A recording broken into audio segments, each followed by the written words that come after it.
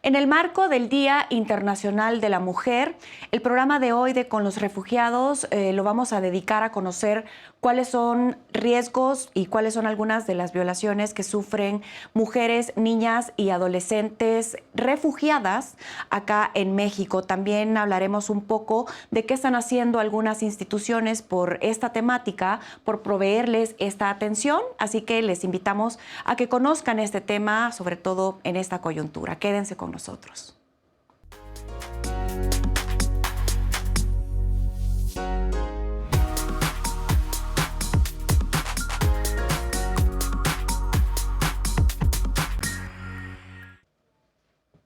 Hola, ¿qué tal? ¿Cómo están? Bienvenidos y bienvenidas a una nueva emisión del programa de Con los Refugiados acá en Justicia TV. En el programa de hoy queremos compartir un poco el tema de mujeres y niñas. ¿Cuál es la situación que mujeres y niñas refugiadas, solicitantes de asilo y migrantes tienen en este momento en la coyuntura actual que estamos viviendo? Queremos compartir este panel con invitadas de lujo. Muchas gracias por estar acá con nosotros. Quiero presentárselas. Tenemos a la doctora Patricia Uribe, secretaria ejecutiva de IMujeres. Patricia, gracias por aceptar la invitación de ACNUR. Muchas gracias por invitarnos. También tenemos con nosotros a Gabriela Morales. Ella es subdirectora general de vinculación con instituciones y organismos internacionales de la Suprema Corte de Justicia de la Nación. Bienvenida. Gracias. Gabriela. También nos acompaña Brenda Galaz. Ella es supervisora de salud mental de Médicos Sin Fronteras de México. Gracias, Brenda. Gracias. Y también tenemos a Gabriela Rodríguez, quien es académica del ITAM. Bienvenida, Gabriela. Gracias. Bueno, queremos iniciar este bloque. Sabemos que el tema de mujeres y el tema de niñas es un tema amplio, y queremos, como ACNUR y como el programa Con los Refugiados, iniciar este primer bloque compartiendo un poco sobre enfatizar que a lo largo de los años hemos tenido siempre estos flujos migratorios y conocemos que en su mayoría pues son mujeres, niñas, niños que viajan en estos flujos y que llegan a México para ahora solicitar asilo. México es un país ya de tradición como un país de acogida, un país de recepción, pero es importante para nosotros enfatizar que no es lo mismo cuando una persona, cuando una mujer decide en su país de origen que va a migrar, que decide salir de su país porque quiere optar a mejores ofertas económicas, porque quiere reunificarse con la familia, o por otros aspectos que le permiten tomar esa decisión e incluso de alguna manera planificar esa salida de su país. Queremos hacer énfasis en que mujeres y niñas refugiadas, son solicitantes de asilo acá en México porque han tenido que huir. Es decir, están huyendo de diversas situaciones, de diversos problemas como amenazas, como violencia doméstica, violaciones, acoso sexual o acoso de otros tipos. Y eso significa que han tenido que hacer un desplazamiento forzoso, han tenido que huir. No han tenido la decisión de salir en comparación con otras poblaciones que sí han podido hacerlo, ¿no? Entonces hablamos de desplazamiento forzoso, de una huida, y eso les convierte en personas refugiadas, personas con necesidad de protección internacional, ¿no? Y por eso están llegando acá en México. Es importante hacer esta diferencia también porque esto impacta, digamos, reconocerles como personas, mujeres, niñas refugiadas, impacta en el marco jurídico para poderles proveer esa protección acá en México, ¿no? Entonces, digamos, con este breve contexto, quisiera iniciar este bloque para las personas que nos están viendo en casa. Me gustaría abrirlo con la doctora Uribe, Patricia Uribe, de IMujeres. ¿Cuál es el contexto en este momento para mujeres y niñas? Hablemos un poquito migrantes y luego aterrizamos en refugiadas. En IMujeres estamos trabajando con varias instancias, incluyendo ONU Mujeres, donde hemos observado que hay dos fenómenos en las personas migrantes, en las personas que se están moviendo, digamos, fundamentalmente en la búsqueda de una vida mejor, que que han sucedido dos fenómenos que se ha ido feminizando la migración y también en las personas que buscan asilo, y hemos encontrado y que se ha prolongado la estancia en nuestro país. Y esos dos aspectos están impactando de manera particular a las mujeres. Tenemos datos de que la población migrante, se saben los datos internacionales, 51% son mujeres, en la región se habla de 52%, y de acuerdo a datos de la Secretaría de Gobernación, sabemos que ha ido incrementándose el porcentaje de mujeres, y de la última cifra que tenemos de 2019, 28% por lo menos de las personas migrantes eran mujeres. En las personas que están solicitando asilo, también se ha ido incrementando porcentualmente la cantidad de mujeres, y la última cifra que tenemos de la Secretaría de Gobernación es que el 48% de las personas que están solicitando asilo en nuestro país son mujeres. Y evidentemente también hay niñas, pero algunas razones de las más importantes por las cuales las mujeres están solicitando asilo, ya lo comentabas, porque están huyendo de una situación de violencia generalizada en su país, o otra causa muy frecuente es de la violencia familiar. Están huyendo de una violencia de género importante, muchas veces de su pareja, que incluso pone en riesgo su vida.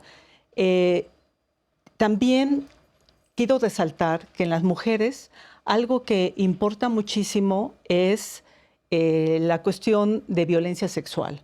Se ha reportado, incluso Médicos Sin Frontera ha también sacado cifras, como por lo menos la tercera parte de las mujeres en su tránsito sufren abuso sexual, y particularmente violación sexual está reportada como en el 10.7%. Y hay otros fenómenos como, y va variando incluso las opciones que van teniendo las mujeres hasta para trabajar temporalmente. Era distinto quedarte menos de una semana a cuando se prolonga meses, donde requieres tener alguna fuente de ingreso, porque las mujeres frecuentemente viajan también con hijas e hijos, y las opciones laborales para las mujeres se encuentran muy limitadas porque se dedican al cuidado, al cuidado de los hijos, y no tienen como una red de apoyo, y eso después lo hablaremos. Estamos trabajando en cómo podemos resolver esto. Y tú ves cuáles son las opciones laborales que tienen los hombres y las mujeres, y son muy distintas. Los hombres es más, se meten mucho a cuestiones agropecuarias, las mujeres, eso es muy bajo, 12%. Las mujeres es más en el área de servicios, incluso trabajo doméstico, que es como 7% que hemos visto en algunos diagnósticos que se han realizado. E incluso las mujeres tienen relaciones sexuales, no en un porcentaje. Nosotros tenemos algunos estudios de alrededor entre 4 a 5% a cambio de comida, protección, traslado o algún otro bien. Entonces, todos estos elementos los tenemos que tener en cuenta, y hemos identificado que es fundamental desde que entra una mujer identificar si está viviendo lo que tú decías. Si está embarazada, que hemos encontrado también como que entre 5 o 6% están embarazadas de las mujeres que ya sean migrantes o sean que están solicitando asilo, se encuentran ya embarazadas y tenemos que ofrecerles algo rápidamente. Y mujeres que están huyendo de esta violencia incluso, y que corre riesgo su vida y que requieren una ruta segura de protección internacional. Eso se tendría que identificar inmediatamente, y tenemos que disparar protocolos que permitan esto.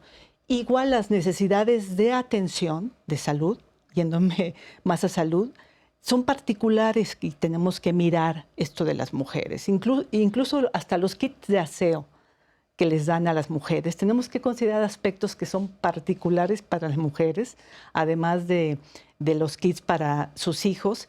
Y yo diría ahorita, nada más pensando en datos, en algún otro dato, es importante pensar que dado que las mujeres tienen menos opciones laborales cuando están en las estaciones migratorias y no pueden salir durante muchas semanas, en la actualidad, en un diagnóstico reciente con las mujeres, vimos que en promedio se están prolongando las estancias. En la frontera sur está entre 2 a 4 meses, y en la frontera norte también está sucediendo porque los regresan mientras se responde el asilo en Estados Unidos. Entonces estamos hablando de meses.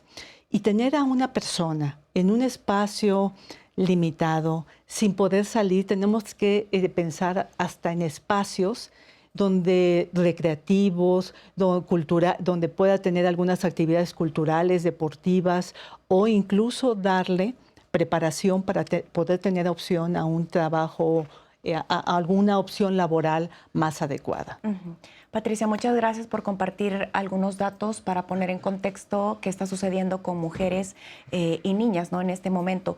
Gabriela, tú como académica, compartirnos un poco por qué es relevante hacer esta diferencia de hablar de mujeres y niñas como población refugiada, como población migrante o solicitante de asilo, versus hablar en general el tema. ¿Qué las hace más vulnerables? Bueno, pues efectivamente son las más vulnerables entre los vulnerables, ¿no? Entonces, efectivamente los flujos migratorios han cambiado. Tenemos mucho más mujeres y creo que habría que hacer la distinción entre mujeres, niñas y adolescentes. Sí. Y eso es muy importante porque muchas son adolescentes, o sea, son menores de 18 años. Y ahí yo te diría que sería muy importante la aplicación del principio del interés superior del menor.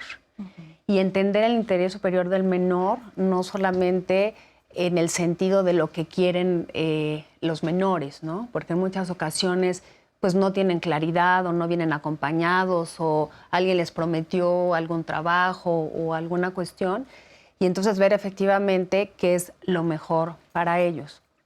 A mí me preocupa mucho el tema de efectivamente, que estén asegurados en las estancias migratorias, en unas condiciones donde la detención debería de ser la excepción, no la regla, y se ha vuelto la regla, y efectivamente están meses ahí, menores no acompañados, mujeres, los niños junto con los hombres y las mujeres por demasiado tiempo, y ahí efectivamente, sin ser experta, me queda claro que hay un tema de salud mental y de otro tipo de cuestiones muy importantes, ¿no?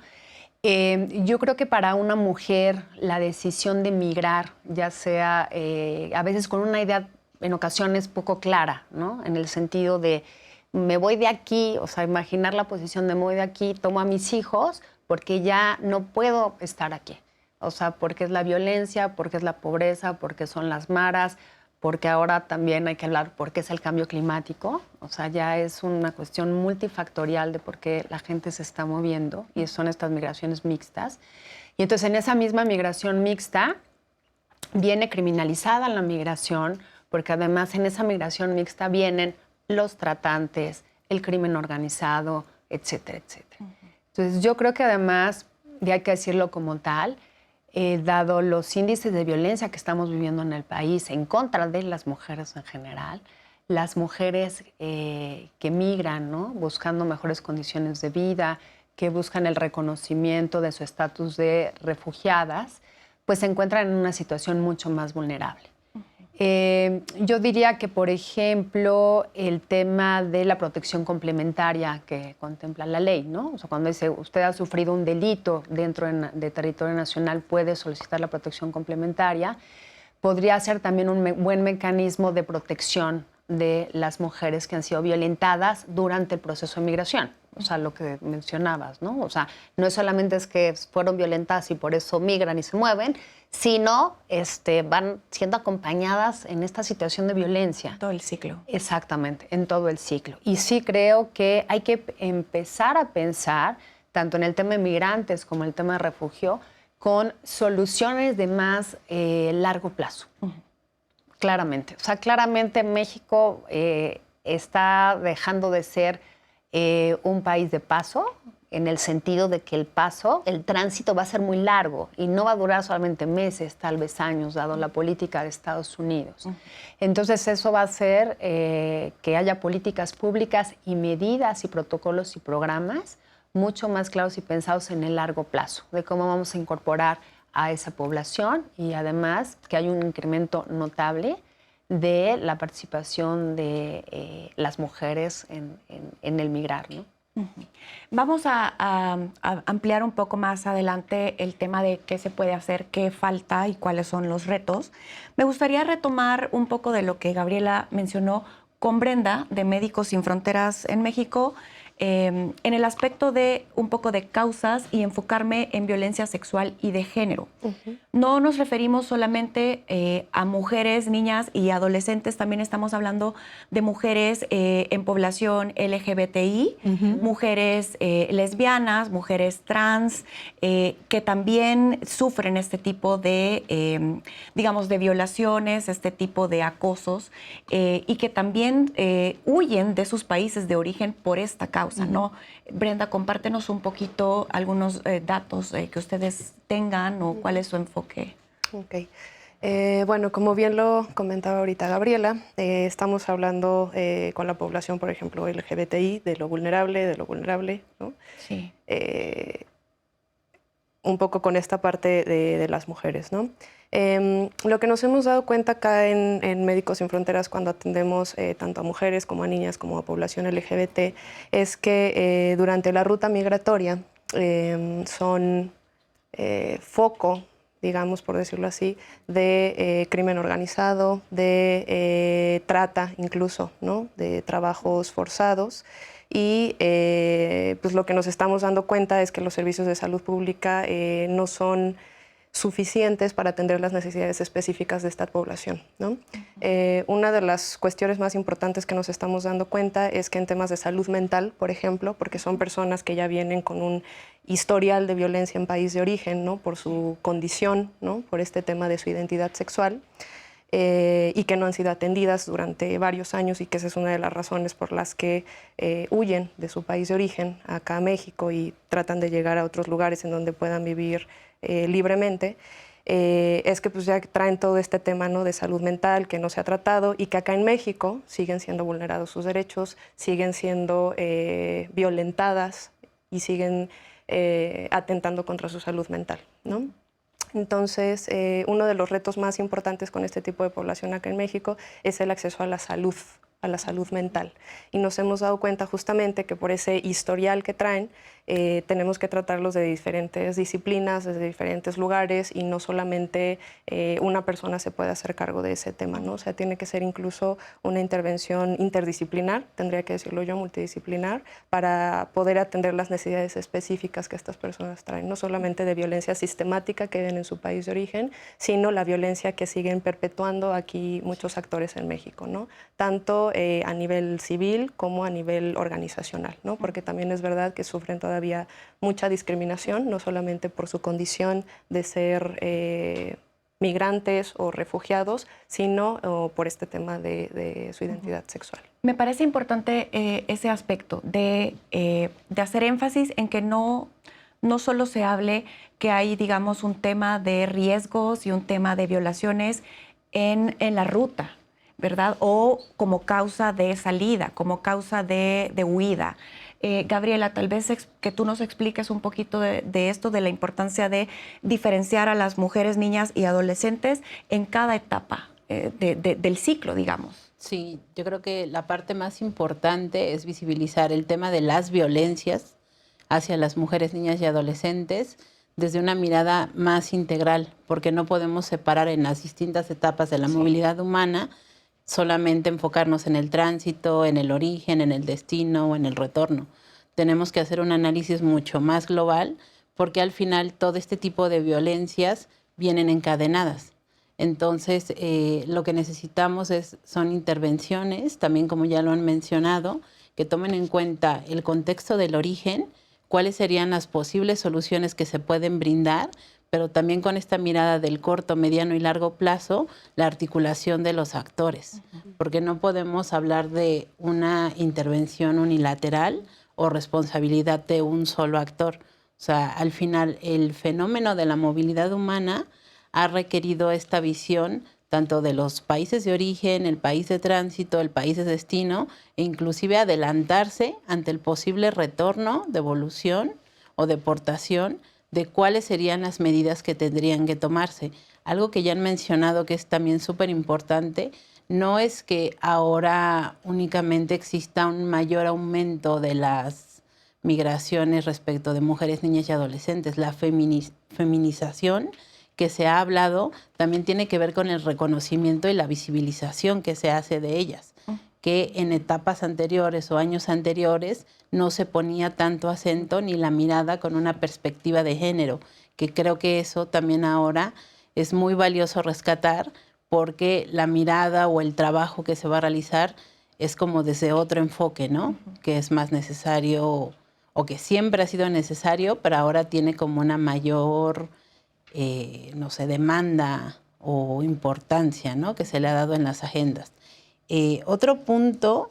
Te voy a tener que interrumpir, Gabriela, porque necesitamos hacer una primera pausa, pero al regresar retomamos contigo de nuevo este tema que mencionabas del principio de no devolución. Estas son personas, son mujeres, niñas y adolescentes que vienen huyendo porque su vida está en riesgo, porque si se quedan en sus países podrían morir, podrían ser asesinadas, y hay que decirlo tal cual, y por eso están solicitando asilo y buscando que se les reconozca como refugiadas acá en México. Esa es la importancia de que tengan esta protección internacional, y eso significa que tienen que estar acá protegidas por diferentes actores en este panorama. Vamos a regresar de la pausa con este tema.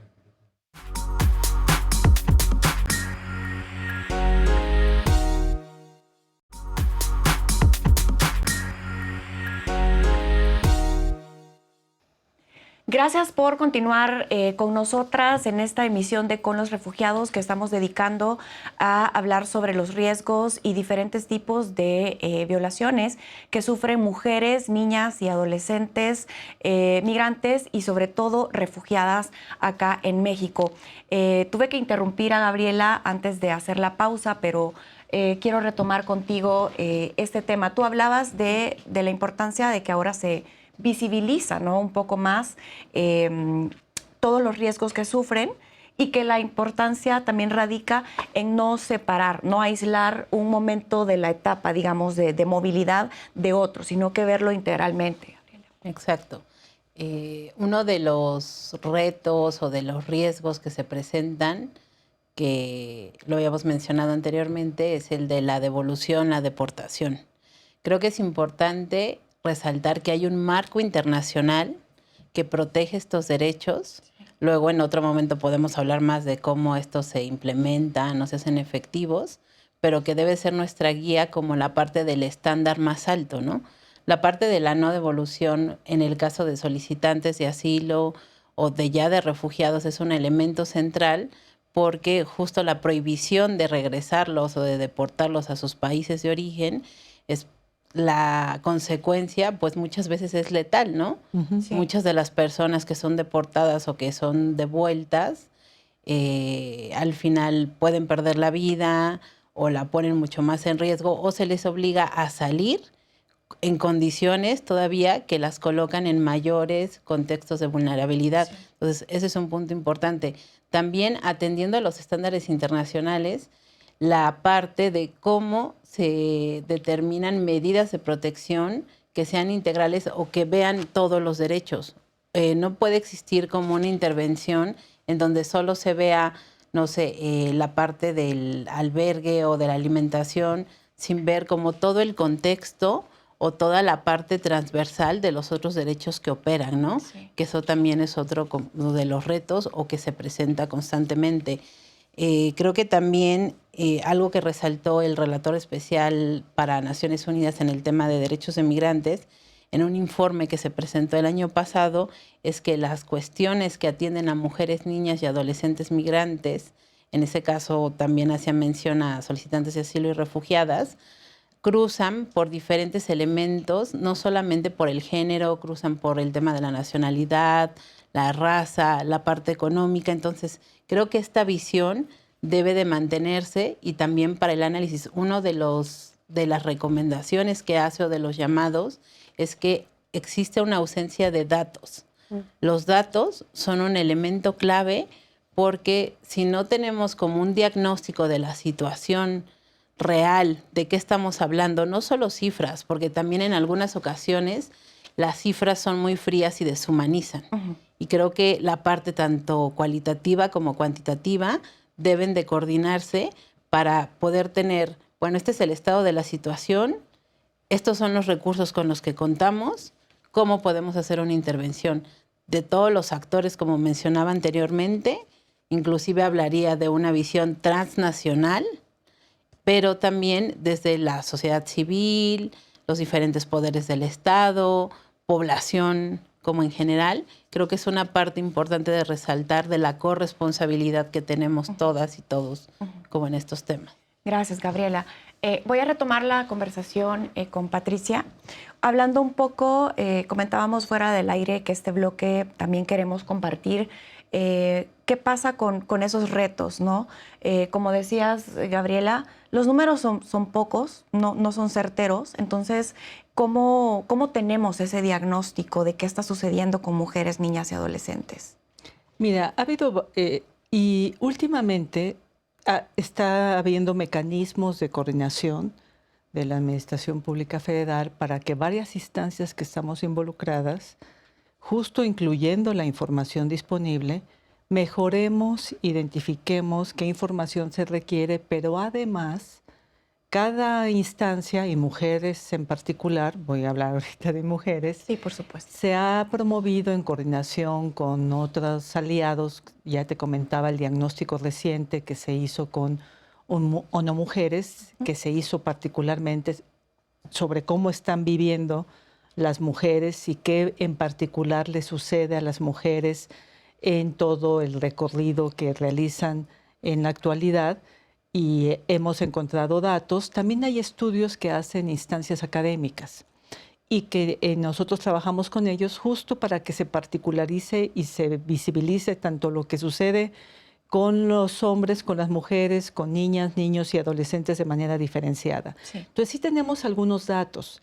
Y también los informes, como el informe del Alto Comisionado de Derechos Humanos, nos dan luz de información que ellos también, con entrevistas, detectaron de cosas que están sucediendo. Entonces, todo esto lo juntamos. Yo sé que tenemos que mejorar la información disponible, pero sí hay información, no podemos esperarnos hasta que tengamos toda la información necesaria para empezar a actuar. Sí. Con lo que tenemos, creo que ya es suficiente para tener algunos elementos de qué cosas tenemos que hacer. Inclusive, por ejemplo, para ver lo que comentaba Brenda, ¿qué necesidades hay de atención?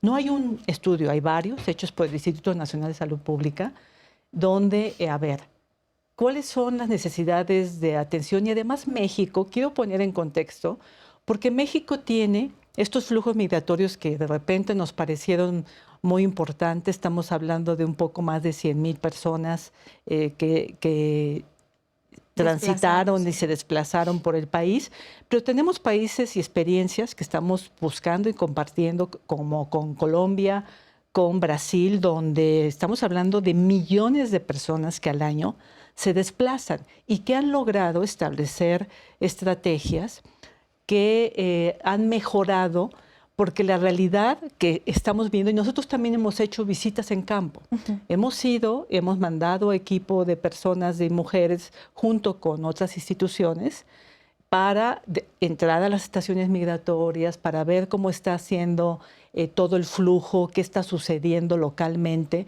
y también fuimos a Tenosique. Ahorita hemos estado y vamos a proponer, y luego ya lo hablaremos, un proyecto piloto que estamos proponiendo de una respuesta humanitaria sensible al género, que estamos haciendo entre varias dependencias, no solamente mujeres, para lograr cambiar la forma de cómo se están haciendo las cosas. Pero la realidad es que sí hay necesidades de salud. Por decirte un ejemplo concreto, encontramos que en los estudios se ha detectado que 31% de las personas requieren en algún momento un servicio de salud. Se enferman de diferentes cosas. Hay emergencias que siempre deberíamos de atender. Y yo diría que sí hay capacidad para atender las emergencias. Y hemos observado incluso de qué se enferman y qué requieren. Y por eso también nos importa saber qué porcentaje vienen por ejemplo, embarazadas o que están sufriendo violencia. Y la parte donde tenemos mucha debilidad, tiene toda la razón Brenda, y que es una parte indispensable del modelo que estamos proponiendo, es la salud mental. Porque ya vienen con una carga desde su país de origen y se aumenta porque en el país estamos cometiendo también una serie de violaciones. Hay mucho estigma incluso lo hemos observado, no solamente de que son migrantes y que nos van a quitar el trabajo, sino también hay como ciertos estereotipos de las salvadoreñas, de las hondureñas, de cada uno de los países, y todos estos elementos tenemos que considerarlos para la propuesta concreta que hagamos. También hemos visto que mujeres que vienen huyendo, que está en riesgo su vida, luego les piden documentos que tienen que ver con la pareja y justo viene huyendo de la pareja, o la pareja al salir del país le rompió, por ejemplo, en un caso le rompió el pasaporte y le están exigiendo el pasaporte. Entonces, tenemos que sensibilizar y cambiar. Hemos identificado y además no saben a dónde recurrir. Algunas personas van directamente a Comar y ahí pues es solamente si van a solicitar asilo, y entonces eso prolonga y dificulta más, y tenemos que darles información concreta muy clara. Y ahora que tenemos mucho más flujo de extracontinentales, por llamarle de alguna manera, que hablan otro idioma, no tenemos información y traductores que puedan atender también se ha complejizado, y la respuesta que estamos dando efectivamente puede ser mejorada. Hay principios que están establecidos ya. La conferencia esta regional de migración en 2017 lo dedicó a la mujer, estableció unos lineamientos básicos de cosas que se tienen que hacer en el tránsito, en el país de origen, de retorno, y todos estos elementos ya son suficientes. Sí hay que mejorar la información, es un punto central, pero yo te diría, tampoco nos esperemos a tener un diagnóstico súper exacto. Lo que tenemos que hacer ahorita es empezar a actuar con principios que están claramente establecidos, que siempre tenemos que tomar en cuenta. Tenemos una ley que dice que no se debe detener nunca a ninguna niña, niño y adolescente, y están detenidos. Entonces, tenemos que ver todo este marco, todo este contexto para las propuestas concretas que hagamos. Y sí hay hay esfuerzos que se están haciendo, incluso a nivel gubernamental, que ya hablaremos, y Mujeres está participando para poner la perspectiva de género en todas las acciones que se estén promoviendo desde esta nueva visión, ¿no? Hablábamos también, bueno, de los riesgos, problemas y dificultades inherentes a ser mujer, ¿no? A ser niña. Digamos, en países donde por tradición y costumbre son liderados por hombres, desde esta perspectiva de género, igualdad, equidad, pero si encima a eso le sumamos que eres extranjera, que no hablas el idioma, que eres proveniente de alguna población indígena, entonces como que sí hay factores que complejizan aún más el poder avanzar, el poder transicionar hacia una nueva vida e integrarte en este nuevo país, por decirlo así. Gabriela. Sí, mira, yo creo que tenemos muchas instituciones, muchas normas que hablan del tema mujeres, y yo nunca había visto tantos problemas con las mujeres en este país como ahorita, ¿no? O sea, tanta violencia, etcétera. Entonces, algo no estamos coordinando, estructurando bien, no estamos pasando la información adecuadamente, no baja del nivel federal a los locales, ¿no? Porque dado que es una federación, eso también complejiza mucho más el problema. Y eso, bueno, al final en el tema de ser mujer, niña, migrante, indígena, como mencionabas, pues es muy complejo. Sí. ¿No? Y yo creo que hay un tema de discriminación, de no entender la situación del otro, o sea, y yo lo diría desde lo humano, ¿no? Desde lo humano, de cómo vemos al otro que viene huyendo de una situación en ese sentido, y eso me refiero no solamente a las autoridades involucradas, que son diversas autoridades en el proceso de migración, sino a la población misma, que efectivamente, como bien mencionabas, ¿no? O sea, recibe a los migrantes y hay esta idea de que me va a quitar el trabajo, que me va a robar, o a qué viene, por qué viene, etcétera. Y eso creo que también hay que trabajarlo desde esa parte humana, desde la integración también, cómo vemos a los migrantes, ¿no? Yo sé que el ACNUR tiene muchas campañas en ese sentido. Creo que también habría que hacerlas ya desde cuestiones poblacionales más específicas, ¿no? O sea, una campaña general está muy bien, pero trabajar y bajar con las poblaciones. A mí me preocupa el tema de adolescentes, niños y niñas y esta política, nuevamente lo digo, ¿no? O sea, parece que estar detenido en una estación migratoria es la excepción. La ley lo establece como tal y se vuelve la regla, ¿no? O que el DIF va o no tiene la capacidad de tener a los menores no acompañados. Yo escuché hace poco que creo que Japón le donó a la Organización Internacional de las Migraciones dinero para el tema de los albergues en el sur, ¿no? Entonces yo creo que ahí habría que trabajar más coordinadamente con el tema de los albergues, aprovechar también la voluntad en todos los sentidos de las organizaciones no gubernamentales, ¿no? Que la verdad han sido fundamentales en este país. El papel de la sociedad civil también hay que reconocerlo, ¿no? Así como a veces a los migrantes se les ve en ese sentido, también la sociedad civil ha hecho mucho por visibilizar el problema y atender a los migrantes. Entonces yo creo que hay que como coordinar muchos esfuerzos conjuntos y distinguir efectivamente que tienen necesidades distintas porque efectivamente puede ser mujer, niña, migrante, indígena, ser LGTB, o sea, en una situación donde tu vulnerabilidad va a ser mayor. Claro. Porque va a estar en una situación de mayor vulnerabilidad y discriminación. Y creo que el tema de la información y transparencia en la información, efectivamente a dónde voy, con quién voy, etcétera, porque ahí es donde también está el crimen organizado, ¿sí? Donde está la trata de personas, donde les prometen, ¿no? Te voy a conseguir los papeles y si haces este trabajo en ese sentido. Entonces yo creo que es hacer esas campañas, así como hemos hecho campañas en los consulados de México en Estados Unidos para proteger a nuestros migrantes, yo creo que deberíamos de hacer campañas en el sentido mucho más amplias. Por supuesto. Para los migrantes. Gracias, Gabriela. Brenda, tal vez que nos compartas un poquito qué sucede en este momento para las mujeres y niñas y adolescentes refugiadas en acceso, por ejemplo, a espacios seguros. Hablamos de albergues, son pocos los albergues realmente que diferencian este grupo. Acceso a servicios de salud, incluso salud sexual y reproductiva. ¿Qué pasa? ¿Qué pasa con la formación, capacitación y su activación económica, por ejemplo?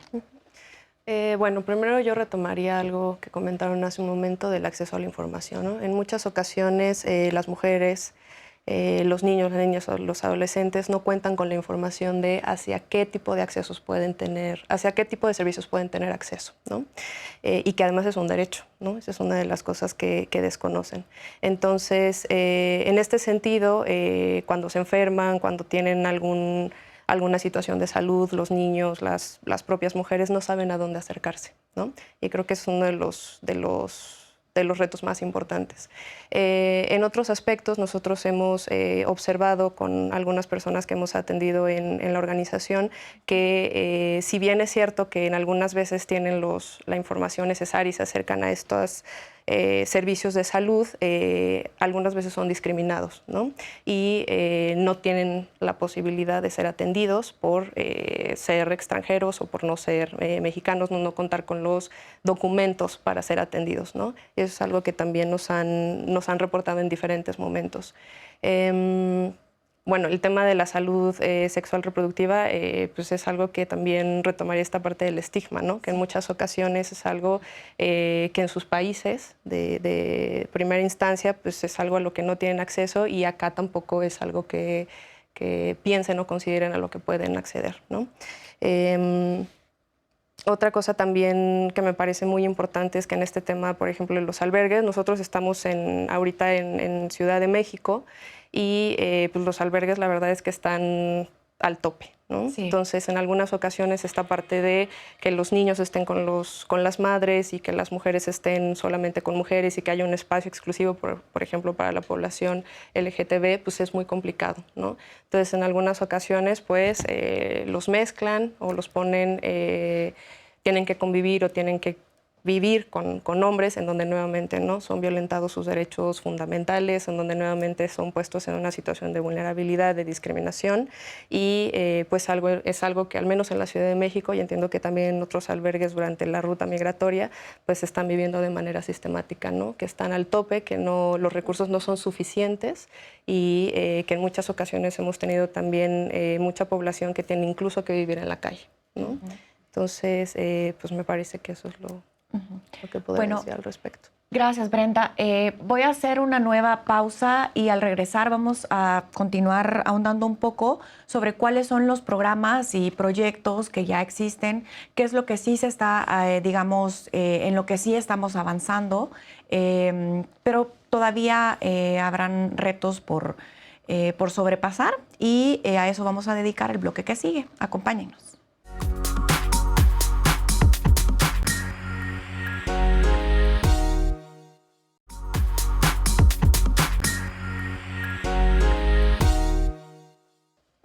Continuamos hablando de riesgos y de problemáticas que sufren mujeres, niñas y adolescentes refugiadas acá en México.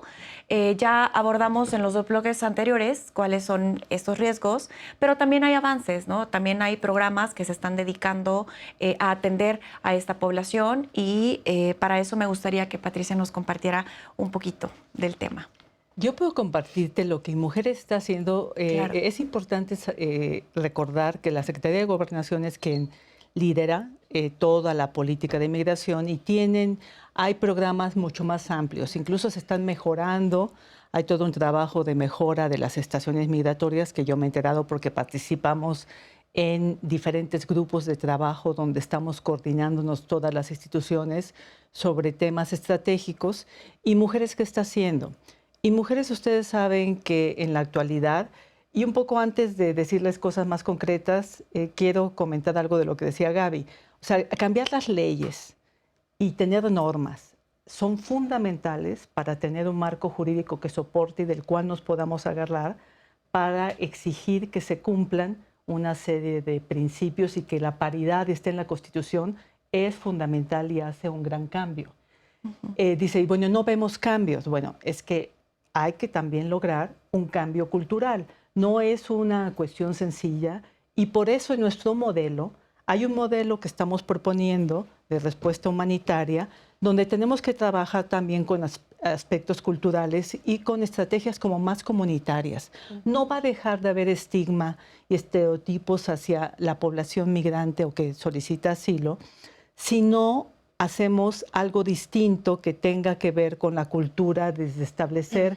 Por eso estamos revisando estrategias, compartiéndolas con otros países, de estrategias de promover diálogos, invita un día a tu casa a una familia migrante, e ir cambiando poco a poco, llévate la fiesta en paz para disminuir que en las fiestas comunitarias hay ejemplos de cómo se puede hacer que en las fiestas no surja la violencia ni el acoso de las mujeres. Entonces tenemos una propuesta concreta donde se toman en cuenta si va a pasar menos de 2 semanas o más de 2 semanas y donde estamos pensando en un sistema de cuidados alterno cuando pasan más tiempo para que tengan otra oferta de trabajo. Pero además en nuestro programa nacional, donde es como la ruta que debe de seguir todo el país en el tema de igualdad entre mujeres y hombres, hay 12 líneas que particularmente hablan de las mujeres migrantes porque es un grupo que se estuvo escuchando. Hicimos foros, escuchamos las voces de las mujeres y con base en eso se construyó esta vez el Proigualdad de una manera muy distinta como se había hecho antes y se consultaron a todas las instancias de la administración pública y hay 12 líneas específicas que ustedes ya las verán cuando sea publicado el Proigualdad, que inicialmente era 2019-2024. Hay 12 líneas que hablan particularmente de acciones concretas que se van a hacer y que incluye a mujeres migrantes. Se dio preferencia a indígenas, afromexicanas, migrantes, y mujeres trans. En nuestro protocolo y nuestro modelo se particulariza qué hacer con mujeres trans. Y nosotros ya estamos poniendo, independientemente de todo eso, de lograr ese modelo como más integral, estamos poniendo este año ya recursos, como 4 psicólogas especializadas que estén en Tapachula, dando el apoyo psicológico de emergencia y estamos poniendo el diseño de una plataforma digital para lograr la coordinación efectiva en tiempo real ahí en Tapachula, en Tenosique, de las autoridades involucradas. Eso lo vamos a pagar desde Mujeres para establecer que rápidamente se empiecen a comunicar y empecemos no nos coordinamos y se establece esta coordinación local, y también estamos poniendo recursos para hacer algunas acciones que creemos que se pueden hacer independientemente de que se autorice y todas las otras instancias le entren al modelo que estamos proponiendo más integral. Estamos poniendo dinero, por ejemplo, para darle prioridad a esta identificación, como yo lo decía, de las mujeres que están viviendo violencia extrema, identificarlas. Hemos establecido acuerdos con ACNUR porque ustedes tienen una ruta segura de protección y hacer un camino. Y no le van a decir, ya identificamos, a las autoridades de migración ni a las autoridades le tienen miedo de la Guardia Nacional. ¿Quién puede hacer estas preguntas para que las mujeres se expresen? Ya identificamos cuál podría ser el mejor actor. Y entonces vamos a poner dinero a eso. Estamos trabajando en colaboración también con expertas académicas de la UNAM, que nos van a ayudar en este proceso. Entonces, creemos que eso va a empezar a hacer cierto cambio, nos va a servir como de un pilotaje y vamos a establecer otro piloto que tenemos ya cotizado con ONU Mujeres para esta cosa más a largo plazo de cómo podemos ofrecer educación y alternativas laborales más amplias a las mujeres que tienen que prolongar su estancia en el país, ya sea que están en un proceso solamente migratorio o que están solicitando asilo. Para los solicitantes de asilo debería de ser obligatorio ya establecer un marco rápido que se puedan incorporar al trabajo laboral, pero ya en este momento inmediato estamos haciendo estas cosas concretas que esperemos que hagan una pequeña diferencia y poco a poco nos movamos hacia ello. Son buenas noticias, ¿verdad? Gracias, Patricia, por compartirlas. Gabriela, tú también nos querías compartir un poco desde el enfoque de la Suprema Corte sobre algunos criterios, ¿no? Sí, antes del enfoque de los criterios, creo que es importante abordar también las soluciones a los retos desde esta visión también internacional, regional y nacional. Justo el informe al que hacía referencia se me hace que es como un paso importante que se creara un informe sobre los efectos de la migración en las mujeres y las niñas migrantes, una perspectiva de género, porque puedes tener informes sobre niñas, adolescentes y mujeres, pero sin el enfoque de la perspectiva, y entonces las soluciones que se proponen no llegan como a ningún lado concreto de lo que estamos hablando aquí, ¿no?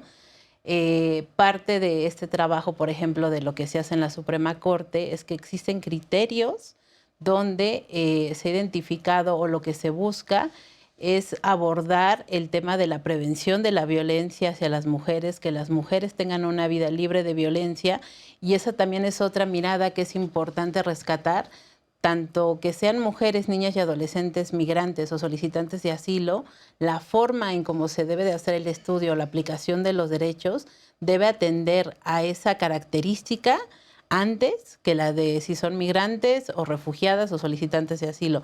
Esta mirada de protección como mucho más avanzada es lo que se está promocionando desde la Corte, y también este trabajo que decíamos que no solamente tiene que ser desde lo nacional, sino también con un impacto a lo regional. La Suprema Corte de Justicia de la Nación participa en algo que se llama la Cumbre Judicial Iberoamericana y preside la Comisión Permanente de Género y Acceso a la Justicia. La semana pasada justo tuvimos un foro sobre mecanismos de protección de derechos de las mujeres, y una de las mesas se dedicó a mujeres y movilidad humana, porque entendemos que es uno de los ejes no solamente en México, sino a nivel regional, que debe de ser atendido, y también buscamos otros dos temas que fueran transversales, como fue derechos sexuales y reproductivos y feminicidios, que creo que son temáticas, fenómenos que al final se intersectan y que es necesario abordar. Y finalmente me gustaría también hacer una precisión sobre algo que mencionaron, que es la voz de las mujeres, niñas y adolescentes, que creo que podrán abundar más las otras invitadas, pero que es muy importante que todas las estrategias, retos y propuestas tomen en cuenta la participación de ellas, porque podemos hacer muchas estrategias, soluciones, pero si no hay esta cercanía, Esa consulta, ¿no? esa consulta hacia ellas, no, difícilmente puede funcionar. No va a ser sostenible. Brenda, ¿quieres compartir algo al respecto? Sobre todo en la coyuntura en la que estamos, ¿no? En este momento con altos índices de feminicidios, es todo un tema sobre la mesa, pero se aborda de diferentes enfoques, desarticuladamente a lo mejor, y pues también es un espacio que no quiere omitir hablar un poquito de eso, ¿no?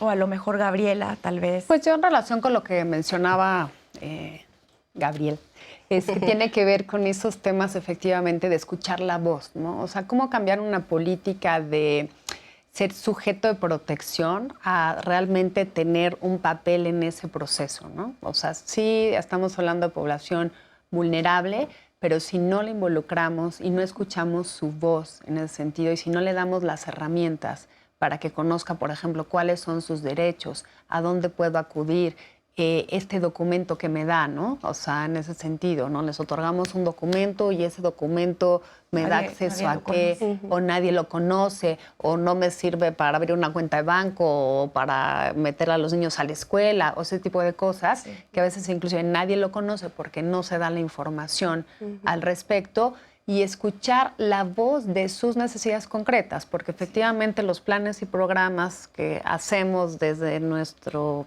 expertise, voy a decir, y de nuestra idea de lo que queremos o creemos que necesitan, en muchas ocasiones no es lo que necesitan, ¿no?